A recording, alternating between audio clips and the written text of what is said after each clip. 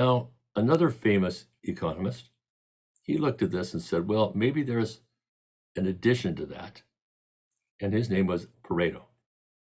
Now, Pareto came up with this idea.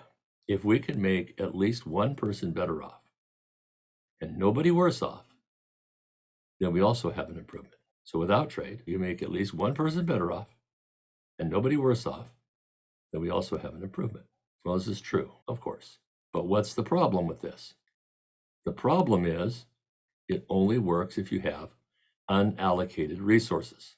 Because if you have allocated resources, then you have to take something from somebody and give it to somebody else in order for them to be better off, but that makes the other person worse off. Let's consider this for a moment. Let's consider my two sons. We'll call them Gordy and Stu. Now, I have 3 daughters as well, but we'll look at my two sons because I need 2 people. And okay, so we have Gordy and Stu, and I've decided that I'm going to leave my estate to them when I die. And so I have created this graph that shows the possibility frontier of my estate. If I leave all of my estate to Gordy, then you can see at point A that he would receive all of this and Stu would receive nothing. But if I leave my entire estate to Stu at point B, then he would receive all of my estate and Gordy would receive nothing. And so let's say that I decide that I want to leave some to each of them. And by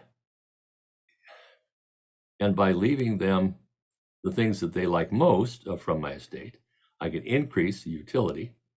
That's why the curve is not straight, but curved. I can increase the overall utility to point C. Now, let's suppose that instead of point C, I decide to allocate it to point D.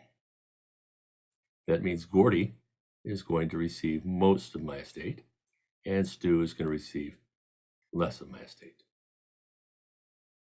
Now I decide, well, I'd like to change that and move it back to point C. It's more efficient. However, I don't want to make somebody worse off. So I can't make a Pareto improvement. Why? Because I'm on the frontier. That means I cannot move at all from any place on the frontier without making one or the other worse off. So a Pareto improvement is impossible. However, what if I'm at point E? At point E, I'm inside the frontier. Now I can make Gordy or Stu or both of them better off without making the other one worse off. Now I can make a Pareto improvement. Again, unallocated resources.